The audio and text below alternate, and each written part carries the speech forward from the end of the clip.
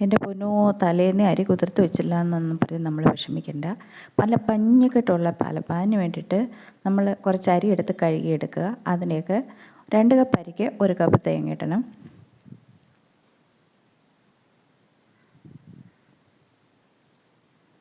ഒരു കപ്പ് ചോറ്, ബൗളാണ് ഞാൻ എടുത്തേക്കുന്നത്, കപ്പല്ല.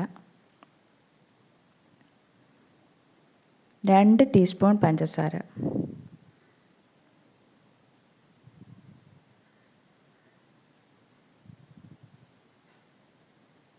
1 ടീസ്പൂൺ ഈസ്റ്റ്,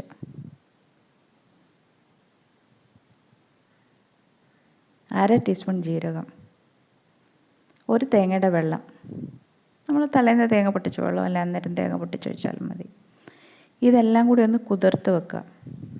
കുറച്ച് തേങ്ങാവെള്ളം കുറവാണെങ്കിൽ കുറച്ച് വെള്ളം കൂടി ഒഴിച്ചിട്ട് ഒന്ന് കുതിർത്ത് വെക്കുക.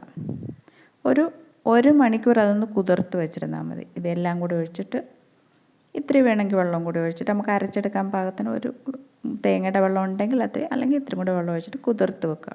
1 മണിക്കൂർ കുതിർത്താൽ മതി. അത് കഴിഞ്ഞിട്ട് അരച്ചതിന് ശേഷം നമ്മൾ അരമണിക്കൂർ വെച്ചിട്ടില്ല, ഒരു 20 മിനിറ്റ് കഴിഞ്ഞപ്പോഴത്തേക്ക് മാവ് ഇങ്ങനെ പൊങ്ങി വന്നിട്ടുണ്ട്. ഒരു 1.5 മണിക്കൂർ രാവിലെ എഴുന്നേറ്റിട്ട് നമുക്ക് അപ്പം ഉണ്ടാക്കാം. തലേന്നേ നമ്മൾ കരയേണ്ട, അയ്യോ ഞാൻ അരിയിട്ടില്ലേ എന്ന് കരയേണ്ട. ഒരു 1.5 മണിക്കൂറുണ്ടെങ്കിൽ നമുക്ക് അപ്പം റെഡി.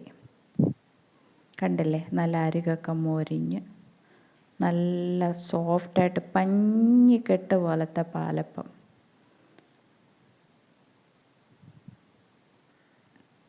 എന്ത് എളുപ്പമാണെന്ന് നോക്കി.